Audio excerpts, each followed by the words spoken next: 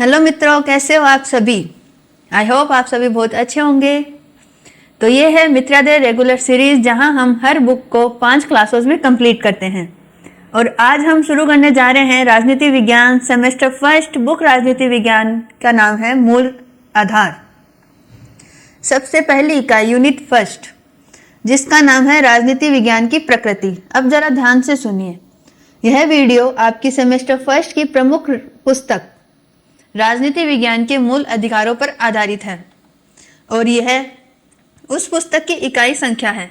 इससे पहले हमने पूरे पाठ्यक्रम का अवलोकन कर लिया है, जिसका वीडियो आपने देखा ही होगा। अगर नहीं देखा है तो वह वीडियो जरूर देख लें, क्योंकि उसी में आपको बताया गया है कि इस सेमेस्टर में कुल 5 इकाइयां हैं और हर इकाई पर अलग अलग वीडियो मिलेगी आपको। मतलब पूरी राजनीति विज्ञान सेमेस्टर फर्स्ट की तैयारी इन्हीं 5 वीडियो में पूरी हो जाएगी। और परीक्षा से पहले आपके लिए एक विशेष मैराथन क्लासेस भी आने वाली है, जिसमें पूरा पाठ्यक्रम एक साथ दोहराया जाएगा। तो चलिए आज की क्लास हम शुरू करेंगे इकाई फर्स्ट से, जिसका नाम है और जिसका विषय है राजनीति विज्ञान की प्रकृति। इस इकाई में हम समझेंगे कि राजनीति विज्ञान क्या है, इसका अर्थ क्या है, इसका क्षेत्र क्या है और यह विषय दूसरे सामाजिक विज्ञानों से कैसे जुड़ा हुआ है। तो चलिए आज हम अध्याय को क्रमबद्ध तरीके से समझते हैं। धीरे धीरे हर विषय को सरल भाषा में स्पष्ट किया जाएगा, ताकि आपको परीक्षा में लिखने में कोई कठिनाई न आए। तो चलिए अब हम अपने पहले विषय की ओर बढ़ते हैं। तो चैनल को सब्सक्राइब कीजिए, वीडियो को लाइक, शेयर और कमेंट करना मत भूलिएगा। यह सेमेस्टर फर्स्ट वालों के लिए है। तो चलिए अब शुरू करते हैं राजनीति विज्ञान के अर्थ से। राजनीति विज्ञान क्या है? जब हम राजनीति विज्ञान कहते हैं तो इसका मतलब होता है सिर्फ सरकार का अध्ययन नहीं होता, बल्कि राजनीति विज्ञान वह विषय है जो मनुष्य को पूरे राजनीतिक जीवन का अध्ययन कराता है। इसमें हम राज्य को समझते हैं, सरकार को समझते हैं और सत्ता को समझते हैं। यानी राज्य, सरकार और सत्ता तीनों मिलकर राजनीति विज्ञान बनाते हैं। राज्य का एक मतलब होता है एक संगठित समाज, जिसकी अपनी जनसंख्या होती है, निश्चित क्षेत्र होता है और अपनी सरकार होती है। सरकार का मतलब होता है वह संस्था जो शासन चलाती है, कानून बनाती है और व्यवस्था बनाती है। और सत्ता का मतलब होता है आदेश देने की शक्ति और लोगों से उस आदेश का पालन करवाने की क्षमता। अब अगर इन तीनों को एक साथ जोड़ दें तो हमें राजनीति विज्ञान समझ में आ जाता है। राजनीति विज्ञान यह बताता है कि शासन कैसे चलता है, निर्णय कैसे लिए जाते हैं और सत्ता का प्रयोग कैसे किया जाता है। तो अब हम समझते हैं एक उदाहरण से। जैसे हमारी कॉलेज में एक प्रिंसिपल होता है, कुछ नियम होते हैं और कुछ छात्र होते हैं। कॉलेज एक व्यवस्था है, प्रशासन प्राचार्य है और नियम लागू करने की शक्ति है। ठीक उसी प्रकार देश में राज्य होते हैं, सरकार होती है और सत्ता होती है। इन सबका अध्ययन करना ही राजनीति विज्ञान कहलाता है। राजनीति विज्ञान यह भी देखता है कि लोगों को कौन कौन से अधिकार मिले हैं और उनके कर्तव्य क्या है। यह विषय हमें यह भी सिखाता है कि सरकार को कैसे नियंत्रित किया जाए और जनता की भूमिका क्या होनी चाहिए। इसलिए राजनीति विज्ञान सिर्फ किताबों का विषय नहीं, बल्कि हमारे रोजमर्रा की जिंदगी से जुड़ा हुआ है। जब हम मतदान करते हैं, कानून का पालन करते हैं या सरकार की योजनाओं का लाभ लेते हैं, तो हम अनजाने में राजनीति विज्ञान का हिस्सा बन जाते हैं। तो कुल मिलाकर हम यह कह सकते हैं कि राजनीति विज्ञान राज्य, सरकार और सत्ता के अध्ययन का विषय है और यह हमें एक जागरूक नागरिक बनने में मदद करता है। तो चलिए अब हम शुरू करते हैं अपने अगले विषय की ओर और समझते हैं कि राजनीति विज्ञान का अगला महत्व पहलू क्या है। अध्ययन के 2 दृष्टिकोण। अब जरा ध्यान से सुनिए। राजनीति विज्ञान को समझने के मुख्य रूप से 2 तरीके बताए गए हैं। एक होता है परंपरागत तरीका और दूसरा होता है आधुनिक कोण। यानी राजनीति विज्ञान को या तो आदर्श के रूप में समझा जाता है या फिर यथार्थ के रूप में समझा गया। सबसे पहले हम बात करते हैं परंपरागत दृष्टिकोण की। परंपरागत दृष्टिकोण में यह देखा जाता है कि राजनीति कैसी होनी चाहिए। इसमें न्याय, नैतिकता और आदर्श राज्य पर जोर दिया जाता है। यानी यह दृष्टिकोण यह बताता है कि शासन अच्छा कैसे बने और राज्य आदर्श कैसा हो। अब दूसरा दृष्टिकोण है आधुनिक दृष्टिकोण। आधुनिक दृष्टिकोण में यह देखा जाता है कि राजनीति असल में कैसे चल रही है। यह नहीं पूछता कि क्या होना चाहिए, बल्कि यह पूछता है कि क्या हो रहा है। इसमें मनुष्य के व्यवहार, शक्ति और नियंत्रण, निर्णय प्रक्रिया का अध्ययन किया जाता है। अब इसे एक उदाहरण से समझते हैं। परंपरागत दृष्टिकोण कहता है कि न्यायपूर्ण होना चाहिए, ईमानदार होना चाहिए और जनता की भलाई करनी चाहिए। लेकिन आधुनिक दृष्टिकोण कहता है कि देखो सरकार असल में कैसे काम कर रही है, निर्णय कैसे ले रही है और सत्ता का प्रयोग कैसे हो रहा है। यानी एक दृष्टिकोण आदर्श की बात करता है, दूसरा दृष्टिकोण यथार्थ की बात करता है। परंपरागत दृष्टिकोण नैतिकता से जुड़ा है और आधुनिक दृष्टिकोण वैज्ञानिक अध्ययन से जुड़ा है। परंपरागत दृष्टिकोण राज्य और सरकार पर ध्यान देता है और आधुनिक दृष्टिकोण व्यवहार और शक्ति पर ज्यादा ध्यान देता है। इसलिए हम कह सकते हैं कि राजनीति विज्ञान को समझने के लिए ये दोनों दृष्टिकोण बहुत जरूरी है। एक हमें ये बताता है कि राजनीति कैसी होनी चाहिए और दूसरा हमें ये बताता है कि राजनीति असल में कैसी चल रही है। तो चलिए अब हम आगे बढ़ते हैं और समझते हैं परंपरागत दृष्टिकोण को विस्तार से। इससे पहले एक बहुत जरूरी बात कि अगर आपको इस पूरी यूनिट के बेस्ट नोट्स, महत्वपूर्ण क्वेश्चन आंसर, सारे एमसीक्यूज, टेस्ट सीरीज और मॉडल पेपर चाहिए तो आप मित्राध्याय का ऐप डाउनलोड कर सकते हैं। इस ऐप का लिंक आपको वीडियो के डिस्क्रिप्शन और पिन कमेंट में मिल जाएगा। और अगर आप चाहो तो इसे सीधा प्ले स्टोर पर जाकर मित्राध्याय सर्च करने पर भी आपको मिल जाएगा। नोट्स हिंदी और इंग्लिश दोनों भाषाओं में मिलेंगे। मतलब जो क्लास आप YouTube पे देख रहे हैं उनकी PDF नोट्स भी वहीं मिलेगी और इसके अलावा आपको ऐसे नोट्स भी मिलेंगे जो बिल्कुल परीक्षा में उत्तर लिखने की शैली में बने होंगे। और अभी तो रिपब्लिक डे का ऑफर भी चल रहा है। इस समय सेमेस्टर का all in one combo pack offer मिल रहा है जो सिर्फ 149 रुपए में है। और अगर आप सिर्फ एक ही विषय लेना चाहते हैं तो वह भी कम प्राइस में मिल जाएगा। तो प्राइस बढ़ने से पहले यह कोर्स खरीद लें और अपनी तैयारी को मजबूत कर लें। लिंक आपको डिस्क्रिप्शन और पिन कमेंट में मिल जाएगा। तो जल्दी से मित्राध्याय क्लासेस ऐप डाउनलोड करें और अपनी तैयारी को मजबूत करें। अब देखते हैं परंपरागत दृष्टिकोण। परंपरागत दृष्टिकोण का मतलब होता है राजनीति विज्ञान को पुराने समय के विचारों के आधार पर समझना। यह दृष्टिकोण प्राचीन काल से लेकर आधुनिक काल की शुरुआत तक चलता रहता है। इस दृष्टिकोण में राजनीति विज्ञान को मुख्य रूप से राज्य और सरकार के अध्ययन के रूप में देखा गया है। यानी यह माना जा सकता है कि राजनीति विज्ञान का मुख्य काम है राज्य को संभालना और सरकार की व्यवस्था को जानना। परंपरागत दृष्टिकोण में राजनीति को नैतिक विज्ञान माना गया है। इसका मतलब यह है कि इसमें यह बताया जाता था कि शासन कैसे होना चाहिए और राज्य कैसा होना चाहिए। इसमें न्याय, नैतिकता और आदर्श राज्य पर जोर दिया गया। यानी यह दृष्टिकोण यह नहीं देखता कि राजनीति असल में कैसे चल रही है, बल्कि यह देखता था कि राजनीति कैसी होनी चाहिए। इस दृष्टिकोण को राज्य और सरकार अध्ययन बिंदु महत्वपूर्ण माना गया है। राज्य की उत्पत्ति और राज्य के कार्य, इन पर विशेष ध्यान दिया गया। इसी प्रकार सरकार के प्रकार और सरकार के अंग और शासन प्रणाली का भी अध्ययन किया गया। परंपरागत दृष्टिकोण में तर्क और दर्शन का अधिक प्रभाव रहा। मतलब सोच विचार करके यह बताया गया कि सबसे अच्छी शासन व्यवस्था कौन सी हो सकती है। इस दृष्टिकोण में कानून, संविधान और संस्थाओं पर भी जोर दिया गया। लेकिन मनुष्य के व्यवहार और वास्तविक राजनीति का अध्ययन कम किया गया। परंपरागत दृष्टिकोण कहेगा कि राजा को न्यायप्रिय होना चाहिए, ईमानदार होना चाहिए और प्रजा का भला करना चाहिए। यानी यह दृष्टिकोण एक आदर्श राज्य और आदर्श राजा की कल्पना करता है। लेकिन यह कम बताता है कि राजा असल में कैसा व्यवहार करता है। इसलिए हम कह सकते हैं कि परंपरागत दृष्टिकोण आदर्श पर आधारित है।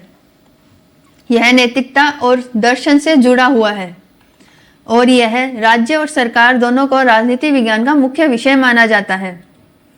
तो चलिए अब हम अगली स्लाइड की ओर बढ़ते हैं और समझते हैं कि आधुनिक दृष्टिकोण क्या होता है। अब यहाँ जरा ध्यान से सुनना। जब समय बदला तो राजनीति विज्ञान को देखने का तरीका भी बदल गया और इसी बदलाव से जो नया तरीका आया उसे आधुनिक दृष्टिकोण कहा गया। इस तरीके में यह नहीं पूछा जाता था कि राजनीति कैसी होनी चाहिए, बल्कि यह पूछा जाता है कि राजनीति असल में कैसी चल रही है। यानी यह दृष्टिकोण कल्पना की जगह वास्तविकता को समझने की कोशिश करता है। इसमें राज्य और सरकार तक ही बात सीमित नहीं रहती, बल्कि मनुष्य का व्यवहार, शक्ति और निर्णय प्रक्रिया भी इसमें शामिल हो जाती है। आधुनिक दृष्टिकोण यह मानता है कि राजनीति केवल कानून और संस्थाओं से नहीं चलती, बल्कि लोग कैसे सोचते हैं, कैसे निर्णय लेते हैं और कैसे व्यवहार करते हैं, इन सब पर राजनीति चलती है। इसलिए इस दृष्टिकोण में मतदान का तरीका, राजनीतिक दलों का प्रभाव, नेता का आचरण और जनता की सोच, इन सब पर अध्ययन किया जाता है। आधुनिक दृष्टिकोण में अनुभव और तथ्यों को बहुत महत्वपूर्ण दिया जाता है। मतलब जो बात देखी जा सकती है, जिसे मापा जा सकता है, उसी के आधार पर निष्कर्ष निकाले जाते हैं। इसीलिए इसे वैज्ञानिक दृष्टिकोण भी कहा गया। इसमें यह कोशिश की जाती है कि अध्ययन करते समय व्यक्तिगत राय और भावनाओं को अलग रखा जाए। यह देखा जाए कि वास्तव में घटनाएं कैसी घट रही है। पुराना तरीका कहता था कि सरकार को ईमानदार होना चाहिए और जनता की सेवा करनी चाहिए, लेकिन नया तरीका कहता है कि सरकार असल में कैसे कार्य कर रही है, निर्णय कैसे ले रही है और शक्ति का प्रयोग कैसे कर रही है। यानी एक तरीका आदर्श की बात करता है, दूसरा तरीका यथार्थ की बात करता है। आधुनिक दृष्टिकोण राजनीति को जीवित प्रक्रिया के रूप में देखता है। यह समझने की कोशिश करता है कि समाज में शक्ति किसके पास है, निर्णय कौन लेता है और उसका प्रभाव लोगों पर कैसे पड़ता है। इसलिए आज के समय में राजनीति विज्ञान को समझने के लिए यह दृष्टिकोण बहुत जरूरी है। तो चलिए अब हम अगले विषय की ओर बढ़ते हैं और यह समझते हैं कि इन दोनों के तरीकों में मुख्य अंतर क्या है। अब तक हमने यह समझ लिया कि राजनीति को दो तरीकों से देखा जाता है। एक तरह है आदर्श के रूप में और दूसरी तरह से यथार्थ के रूप में। अब हम इन दोनों को आसानी से तुलना करके समझते हैं। आदर्श दृष्टिकोण यह कहता है कि राजनीति ऐसी होनी चाहिए, इसमें न्याय, नैतिकता और अच्छे शासन की बात की जाती हो। यह बताता है कि राजा और सरकार को क्या होना चाहिए, कैसा होना चाहिए। मतलब यह एक बेहतर व्यवस्था की कल्पना करता है। लेकिन यथार्थ दृष्टिकोण यह नहीं पूछता कि क्या होना चाहिए, यह पूछता है कि असल में क्या हो रहा है। यह देखता है कि सरकार वास्तव में कैसे काम कर रही है, निर्णय कौन ले रहा है और सत्ता का प्रयोग कैसे किया जा रहा है। आदर्श दृष्टिकोण नैतिक बातों पर ज्यादा जोर देते हैं और यथार्थ दृष्टिकोण तथ्यों और अनुभवों पर ज्यादा ध्यान देते हैं। आदर्श दृष्टिकोण राज्य और सरकार को मुख्य मानता है और यथार्थ दृष्टिकोण मनुष्य को, व्यवहार और शक्ति को मुख्य मानता है। आदर्श दृष्टिकोण यह बताता है कि शासन अच्छा कैसे बने और यथार्थ दृष्टिकोण यह बताता है कि शासन असल में कैसा चल रहा है। आदर्श सोच कहेगी कि नेता को ईमानदार होना चाहिए, जनता की सेवा करनी चाहिए। लेकिन यथार्थ सोच कहेगी, देखो नेता असल में ऐसे निर्णय ले रहे हैं और उसका असर जनता पर क्या पड़ रहा है। यानी एक तरीका सपनों की बात करता है और दूसरी हकीकत की बात करता है।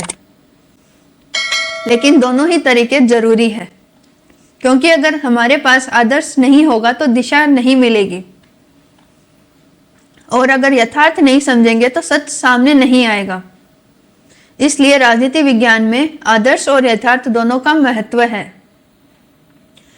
एक हमें रास्ता दिखाता है और दूसरा रास्ते की असली हालत बताता है। तो चलिए अब हम अगले विषय की ओर बढ़ते हैं और समझते हैं कि राजनीति विज्ञान दूसरे सामाजिक विज्ञानों से कैसे जुड़ा हुआ है। राजनीति विज्ञान अकेला विषय नहीं है, यह समाज के दूसरे विषयों से गहराई से जुड़ा हुआ है। खासकर समय और स्थान को राजनीति का बहुत गहरा प्रभाव पड़ा है। मतलब किसी समय में और किसी जगह पर राजनीति चल रही है, यह बात बहुत जरूरी हो जाती है। अब इसे समय के आधार पर समझते हैं। पुराने समय में राजा का शासन था, तब राजनीति राजा के इर्द गिर्द घूमती थी। लेकिन आज के समय में लोकतंत्र है, तो राजनीति जनता के इर्द गिर्द घूमती है। यानी समय बदलने से राजनीति का रूप भी बदल गया और अब स्थान के आधार पर समझते हैं। हर देश की भौगोलिक स्थिति अलग अलग होती है, कहीं पहाड़ है, कहीं समुद्र है और कहीं रेगिस्तान। इसका सीधा असर उस देश की राजनीति पर पड़ता है। जिस देश में समुद्र की सीमाएं जुड़ी है वहां नौसेना मजबूत होती है, और जिस देश में पहाड़ है वहां सुरक्षा नीति अलग होती है। यानी स्थान राजनीति को दिशा देता है। अब इतिहास के साथ संबंध समझते हैं। इतिहास हमें बताता है कि पहले क्या हुआ, और राजनीति यह बताता है कि आज क्या हो रहा है। इतिहास हमें राज्य कैसे बने, सरकार कैसे बदली, युद्ध क्यों हुए, क्रांतियां क्यों हुई, ये सब बातें राजनीति को समझाने में मदद करती हैं। क्योंकि आज की राजनीति कल की घटनाओं से ही बनी है। जैसे स्वतंत्र लोक आंदोलन एक ऐतिहासिक घटना थी, लेकिन आज की सरकार और संविधान उसी आंदोलन का परिणाम है। यानी इतिहास राजनीति की जड़ है और राजनीति इतिहास का वर्तमान रूप। अब भूगोल के साथ समझते हैं। भूगोल बताता है कि धरती की रचना कैसी होती है, और राजनीति बताता है कि उस धरती पर शासन कैसे चलता है। नदियां, पर्वत, समुद्र और सीमाएं, ये सब राजनीति फैसलों को प्रभावित करती है। जैसे सीमा विवाद भूगोल से जुड़ा होता है, और सुरक्षा नीति स्थान देखकर बनती है। इसलिए जब हम राजनीति पढ़ते हैं तो हमें समय को भी देखना होता है, इसलिए इतिहास को भी देखना जरूरी होता है और भूगोल को भी समझना होता है। क्योंकि राजनीति में हवा नहीं चलती, वह समय के साथ और स्थान के साथ चलती है। तो चलिए अब हम अगले विषय की ओर बढ़ते हैं और समझते हैं राजनीति विज्ञान दूसरे सामाजिक विज्ञानों से कैसे जुड़ा हुआ है। मित्रों, अब हम समझते हैं कि राजनीति विज्ञान का विधि से और लोक प्रशासन से क्या संबंध है। सबसे पहले विधि के साथ संबंध को समझते हैं। विधि का मतलब होता है कानून, और राजनीति विज्ञान कानून बनाने की प्रक्रिया समझते हैं। मतलब कानून अपने आप नहीं बनते, कानून सरकार बनाती है और सरकार राजनीति व्यवस्था का ही हिस्सा होती है। इसलिए कानून राजनीति से सीधा जुड़ा हुआ है। संविधान सबसे बड़ा कानून होता है और संविधान राजनीति व्यवस्था की नींव होता है। इसलिए यह लिखा होता है कि सरकार कैसे बनेगी, कौन कानून बनाएगा और नागरिकों के अधिकार क्या क्या होंगे। यानी विधि राजनीति निर्णयों का रूप होती है। पहले राजनीति में फैसला लिया जाता है और बाद में उसी फैसले को कानून में बना दिया जाता है। अगर सरकार यह तय करती है कि शिक्षा मुक्त हो, तो बाद में उसे फैसले में कानून के रूप में बदल देते हैं। यह दिखाता है कि राजनीति और विधि दोनों अलग अलग नहीं हैं, बल्कि एक दूसरे से जुड़ी हुई है। अब हम लोक प्रशासन के साथ संबंध को समझते हैं।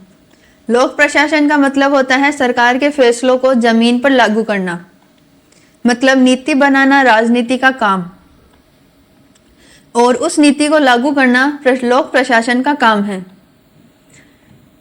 सरकार योजना बनाती है और प्रशासन उसे जनता तक पहुंचाते हैं। जैसे अगर सरकार कहती है कि गरीबों को मकान मिलेंगे, तो प्रशासनिक अधिकारी उस योजना को लागू करते हैं। यानी राजनीति रास्ता दिखाती है और लोक प्रशासन उस रास्ते पर चलकर काम करता है। अगर प्रशासन अच्छा हो तो सरकार की नीतियां सफल होती है, और अगर प्रशासन ही कमजोर हो तो अच्छी नीतियां भी बेकार हो जाती है।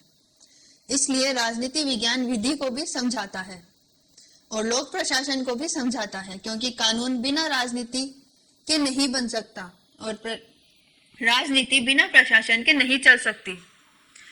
इस तरह हम कह सकते हैं कि राजनीति विज्ञान विधि और लोक प्रशासन तीनों एक दूसरे से गहराई से जुड़े हुए हैं। तो चलिए अब हम अगले विषय की ओर बढ़ते हैं और समझते हैं राजनीति विज्ञान का अगला संबंध किस विषय से है। अब हम ये समझते हैं कि राजनीति और संसाधनों के बीच किस तरह का ताना बाना बना होता है। समाज का मतलब है लोगों का समूह है और संसाधन का मतलब होता है जमीन, पानी, धन और सुविधाएं। अब सवाल यह है कि अगर ये संसाधन किसे मिलेंगे, कितने मिलेंगे और कैसे मिलेंगे। यहीं से राजनीति शुरू होती है, क्योंकि संसाधन सीमित होते हैं लेकिन लोगों की जरूरतें असीमित होती हैं। इसलिए समाज में हमें हमेशा यह प्रश्न रहता है कि संसाधनों का बंटवारा कैसे किया जाएगा। राजनीति विज्ञान यही दिखाता है कि संसाधनों का वितरण न्यायपूर्ण है या नहीं। जैसे सरकार तय करती है कि शिक्षा पर कितना पैसा लगेगा, स्वास्थ्य पर कितना खर्च होगा और सड़क पर कितना बजट जाएगा। ये सभी फैसले संसाधनों के वितरण से जुड़े होते हैं। मान लीजिए एक गांव में पानी की कमी है, तो यह तय करना पड़ेगा कि पानी किसे मिलेगा, कितना मिलेगा और पहले किसे मिलेगा। या अगर पानी सिर्फ कुछ ही लोगों में मिल रहा है तो बाकी लोगों को क्यों नहीं मिल रहा। तो समाज में इससे असंतोष पैदा होगा और यही असंतोष राजनीति मुद्दा बन जाता है। इस तरह संसाधनों का बंटवारा समाज के रिश्तों को प्रभावित करता है और समाज की स्थिति राजनीतिक फैसलों को प्रभावित करती है। अगर समाज में ज़्यादा गरीबी है तो सरकार गरीबी हटाने की योजना बनाएगी, और अगर बेरोजगारी है तो रोजगार देने की नीति बनाएगी। यानी समाज में जरूरत संसाधनों के वितरण को तय करती है और संसाधनों का वितरण समाज की दिशा तय करता है। इसलिए हम कह सकते हैं कि समाज और संसाधन अलग अलग नहीं है, बल्कि एक दूसरे से जुड़े हुए हैं। राजनीति विज्ञान इसी संबंध को समझने की कोशिश करता है कि समाज में कौन सी चीज चाहिए और सरकार उसे कैसे बांटे ताकि संतुलन बना रहे और टकराव कम हो। तो चलिए अब चलते हैं अगले विषय की ओर। अब हम समझने की कोशिश करेंगे कि मानव मस्तिष्क और मूल्य का राजनीति से क्या संबंध है। मानव मस्तिष्क का मतलब है इंसान की सोच, मतलब निर्णय लेने की क्षमता, और मूल्य का अर्थ होता है न्याय, समानता और सही गलत की भावना। अब राजनीति इन्हीं दोनों चीजों पर टिकी होती है, क्योंकि राजनीति मशीनों से नहीं बल्कि इंसानों से चलती है और इंसान अपने मस्तिष्क से सोचता है और मूल्यों के आधार पर फैसले लेता है। जब कोई व्यक्ति मतदान करता है तो वह सिर्फ बटन नहीं दबाता, बल्कि अपने मन में यह सोचता है कि कौन सही है, कौन गलत है और किसे चुनना चाहिए। यानी राजनीति निर्णय मानव मस्तिष्क और मूल्य दोनों से बनते हैं। और अगर कोई नेता ईमानदारी की बात करता है तो लोग उसे पसंद करते हैं, क्योंकि ईमानदारी एक मूल्य है और मानव मस्तिष्क इस मूल्य के आधार पर फैसला करता है। अगर कोई सरकार न्यायपूर्ण कानून बनाती है तो लोग उसे अच्छा मानते हैं, क्योंकि न्याय भी एक मूल्य है। इसका मतलब ये हुआ कि राजनीति सिर्फ शक्ति का खेल नहीं, बल्कि सोच, भावना और मूल्य का भी खेल है। मानव मस्तिष्क राजनीति को दिशा देते हैं और मूल्य राजनीति के रूप को देते हैं। अगर समाज में स्वतंत्रता को महत्व दिया जाता है तो राजनीति स्वतंत्रता की रक्षा की ओर बढ़ेगी। अगर समाज में समानता को महत्व दिया जाता है तो राजनीति बराबरी की नीति बनाएगी। इसलिए हम यह कह सकते हैं कि राजनीति खाली कानूनों से नहीं चलती, वह लोगों की सोच और उनके मूल्यों से चलती है। राजनीति विज्ञान इसलिए मानव मस्तिष्क को महत्वपूर्ण समझता है और मूल्यों को भी समझता है, ताकि यह पता चल सके कि लोग ऐसा क्यों सोचते हैं और ऐसे फैसले क्यों लेते हैं। तो चलिए अब अगली स्लाइड की ओर बढ़ते हैं। अब हम समझते हैं वैश्विक परिदृश्य और अंतर्राष्ट्रीय संबंध का राजनीति से क्या मतलब होता है। वैश्विक परिदृश्य का अर्थ है पूरी दुनिया की राजनीतिक स्थिति और अंतर्राष्ट्रीय संबंध का मतलब होता है देशों के बीच आपसी रिश्ते। आज के समय में कोई भी देश अकेला नहीं रहता। हर देश किसी न किसी रूप में दूसरे देशों से जुड़ा होता है, कभी व्यापार के जरिए, कभी समझौते के, तो कभी सुरक्षा के। इसलिए अब राजनीति सिर्फ अपने देश तक सीमित नहीं रही, बल्कि दुनिया भर में घटनाओं से जुड़ी रही है। अगर किसी एक देश में युद्ध हो जाए तो उसका असर दूसरे देशों पर भी पड़ेगा। तेल की कीमतें बढ़ती हैं, महंगाई बढ़ती है और व्यापार प्रभावित होता है। यानी एक देश में राजनीति पूरी दुनिया को प्रभावित कर सकती है। अगर दो देश आपस में संधि करते हैं तो व्यापार बढ़ता है, यात्रा आसान होती है और रिश्ते अच्छे बनते हैं। लेकिन अगर दो देशों में तनाव होता है तो सीमाओं पर सैनिक तैनात होते हैं और डर का माहौल रहता है। यह सब अंतर्राष्ट्रीय संबंधों का हिस्सा होता है। वैश्विक परिदृश्य में संयुक्त राष्ट्र जैसी संस्थाएं भी होती है जो देशों के बीच शांति बनाए रखने की कोशिश करती है। यह भी दिखाता है कि आज की राजनीति केवल देश के अंदर की बात नहीं, बल्कि देश के बाहर की राजनीति से भी जुड़ी हुई है। हर देश अपना राष्ट्रीय हित तो देखता है, लेकिन साथ में ही दूसरे देशों से संबंध भी बनाता है, ताकि सुरक्षा बनी रहे, व्यापार चलता रहे और विकास होता रहे। इसलिए राजनीति विज्ञान वैश्विक परिदृश्य को भी समझता है और अंतर्राष्ट्रीय संबंधों का भी अध्ययन करता है, ताकि यह जान सके कि देश में कैसा व्यवहार करते हैं और दुनिया की राजनीति किस दिशा में बढ़ रही है। तो चलिए अब अगले विषय की ओर बढ़ते हैं और समझते हैं कि राजनीति विज्ञान हमारे दैनिक जीवन से कैसे जुड़ा हुआ है। अब हम ये समझते हैं कि राजनीति विज्ञान हमारे जीवन से कैसे जुड़ा हुआ है। अक्सर लोग सोचते हैं कि राजनीति सिर्फ नेताओं और सरकार का काम है, लेकिन हकीकत तो ये है कि राजनीति हमारी रोजमर्रा की जिंदगी से जुड़ी हुई है। जब हम सड़क पर चलते हैं तो सड़क सरकार ने बनाई होती है, और जब हम बस और ट्रेन में सफर करते हैं तो वह व्यवस्था भी सरकार की होती है। जब हम स्कूल या कॉलेज में पढ़ते हैं तो शिक्षा नीति सरकार तय करती है, और जब हम अस्पताल में जाते हैं तो स्वास्थ्य नीति सरकार तय करती है। यानी हमारा हर दिन किसी न किसी रूप में राजनीतिक फैसले से जुड़ा हुआ है। अब बदलती प्रकृति को समझते हैं। पहले के समय में राजनीति राजा और दरबार तक सीमित थी, लेकिन आज के समय में राजनीति जनता से जुड़ी गई है। पहले सत्ता कुछ ही लोगों के हाथ में थी, लेकिन अब मतदान के जरिए जनता के हाथ में है। पहले राजनीति नैतिक उपदेशों तक थी, लेकिन अब राजनीति व्यवहार और निर्णय तक आ गई। पहले राजनीति राज्य और सरकार तक सीमित थी, लेकिन अब यह विषय शक्ति, व्यवहार, संसाधनों में बंटवारा और अंतर्राष्ट्रीय संबंधों तक फैल गया। यानी राजनीति विषय समय के साथ अपना रूप बदल रहा है। समाज बदल रहा है, जरूरतें बदली और राजनीति भी बदल गई। आज राजनीति विज्ञान सिर्फ किताब का विषय नहीं, बल्कि जीवन को समझने का एक तरीका है। यह हमें सिखाता है कि सरकार कैसे काम करती है, हमारे अधिकार क्या है और हमें अपनी भूमिका कैसे निभानी है। इसलिए हम कह सकते हैं कि राजनीति विज्ञान हमारे दैनिक जीवन से सीधे जुड़े हुए हैं और इसकी प्रकृति स्थिर नहीं है। और यह यह समय और समाज परिस्थितियों के साथ लगातार बदलती रहती है। अब जरा ध्यान से सुनिए। अब हम यह समझने की कोशिश करते हैं कि राजनीति विज्ञान का अध्ययन की आवश्यकता क्यों है। सबसे पहले हम यह समझना जरूरी है कि हम एक समाज में रहते हैं और समाज बिना नियम और बिना व्यवस्था के नहीं चलता। इन नियमों को बनाने का काम सरकार करती है और सरकार को समझने का काम राजनीति विज्ञान करता है।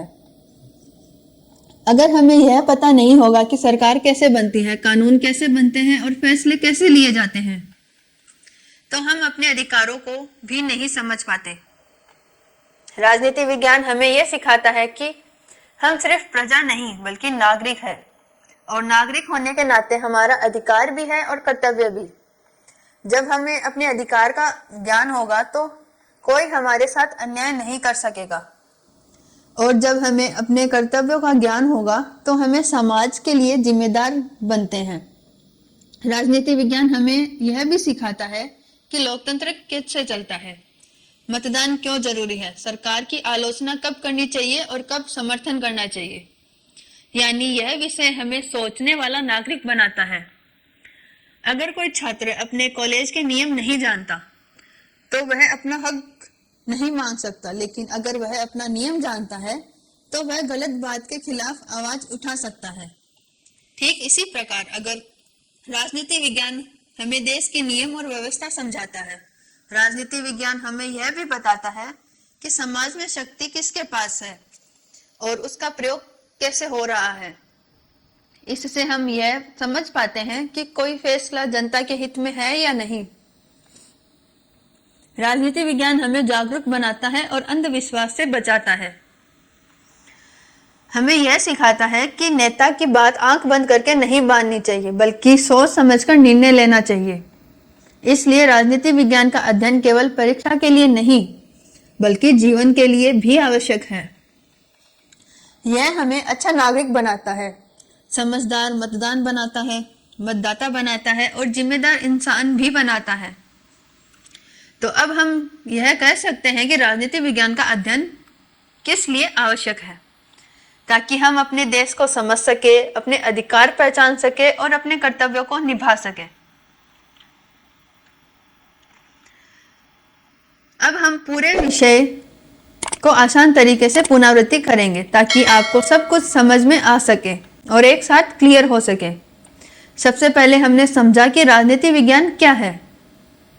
राजनीति विज्ञान राज्य और सरकार और सत्ता का अध्ययन है। यह देखता है कि शासन कैसे चलता है, निर्णय कैसे लिए जाते हैं और जनता की क्या भूमिका होती है। फिर हमने यह जाना कि राजनीति को समझने के दो तरीके होते हैं। एक तरीका आदर्श होता है जो कहता है राजनीति कैसी होनी चाहिए। दूसरा होता है यथार्थ जो कहता है राजनीति असल में कैसी चल रही है। आदर्श सोच न्याय, नैतिकता और अच्छे शासन की बात करती है। यथार्थ सोच व्यवहार, शक्ति और फैसलों को देखती है। फिर हमने परंपरागत सोच को समझा जिसमें राज्य और सरकार का मुख्य माना जाता है और यह बताया गया कि शासन कैसा होना चाहिए।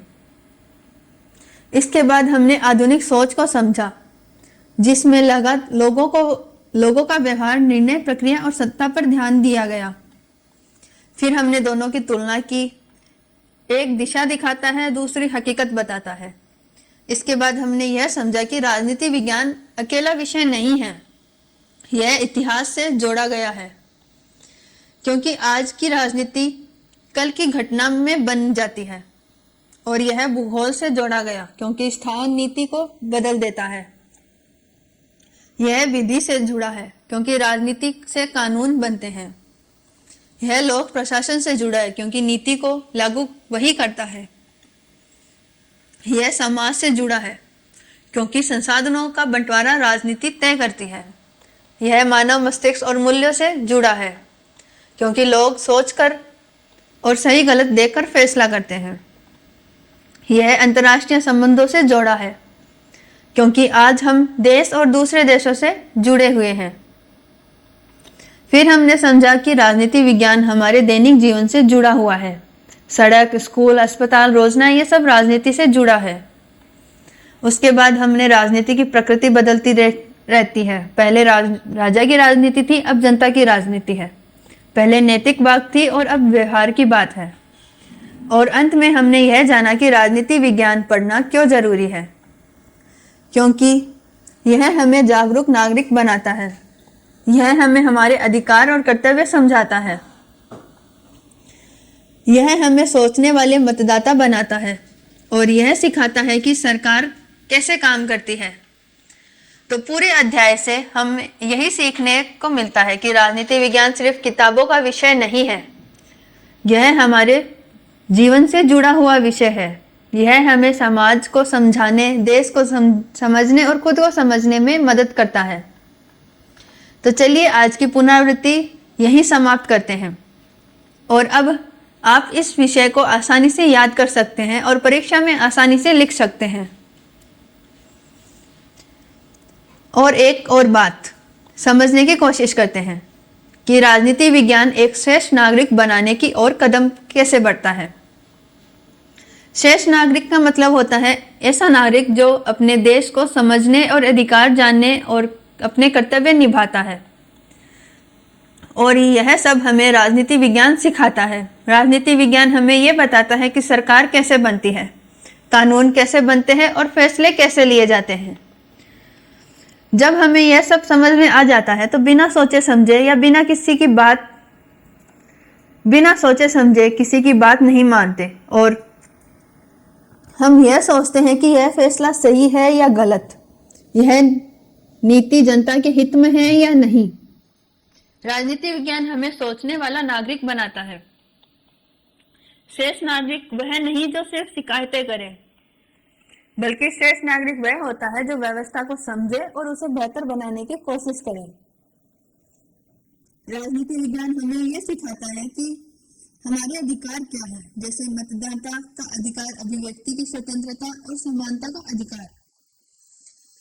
जब हमें अपने अधिकारों का ज्ञान होता है तो कोई भी हमारे साथ आसानी से अन्याय नहीं कर सकता। लेकिन सिर्फ अधिकार जानने से काफी नहीं, कर्तव्य भी जरूरी है, जैसे कानून का पालन करना, मतदान करना और समाज के लिए जिम्मेदार बनना। राजनीति विज्ञान हमें यह सिखाता है कि अधिकार और कर्तव्य दोनों साथ साथ चलते हैं। जैसे अगर कोई छात्र कॉलेज के नियम नहीं जानता तो वह अपने हक का मांग नहीं कर सकता और न ही अपना फर्ज ठीक से निभा सकता है। लेकिन जो छात्र नियम जानता है वह गलत के खिलाफ बोल सकता है और सही दिशा में साथ दे सकता है। ठीक उसी प्रकार राजनीति विज्ञान हमें देश की व्यवस्था समझाता है ताकि हम अंधे अनुयायी न बने बल्कि जागरूक नागरिक बने। इसलिए हमें यह कह सकते हैं कि राजनीति विज्ञान सिर्फ एक विषय नहीं बल्कि एक मार्ग है जो हमें श्रेष्ठ नागरिक बनाने की ओर ले चलता है और हमें यह सिखाता है कि सोचना, समझना और सही निर्णय लेना। और यही श्रेष्ठ नागरिक बनने की पहली सीढ़ी है। तो चलिए हम यह तय करें कि राजनीति विज्ञान को सिर्फ एक परीक्षा के लिए नहीं बल्कि अपने जीवन को बेहतर बनाने के लिए पढ़ेंगे और एक जागरूक नागरिक और जिम्मेदार बनेंगे। ऑलराइट मित्रों, आज हमने सेमेस्टर फर्स्ट की राजनीति विज्ञान की क्लास अटेंड की। जिस किताब से हमने यह विषय पढ़ा उस किताब का नाम है राजनीति विज्ञान के मूल आधार। और आज हमने यूनिट फर्स्ट कंप्लीट कर लिया। उम्मीद है कि आज की क्लास आपको समझ में आई होगी और विषय आपको आसान लगा होगा। और अगर आपको इस क्लास के नोट्स, महत्वपूर्ण क्वेश्चंस और बाकी सारी स्टडी मटेरियल चाहिए तो उसके लिए आपको मित्राध्याय क्लासेस ऐप डाउनलोड कर सकते हैं और नोट्स का लिंक आपको वीडियो के डिस्क्रिप्शन और पिन कमेंट में मिल जाएगा। तो जल्दी से ऐप डाउनलोड कीजिए और अपनी तैयारी को और मजबूत कीजिए। तो बस आज के लिए इतना ही। कल मिलते हैं सेम टाइम सेम जगह। तब तक के लिए जुड़े रहिए अपने मित्राध्याय क्लासेस के साथ। धन्यवाद।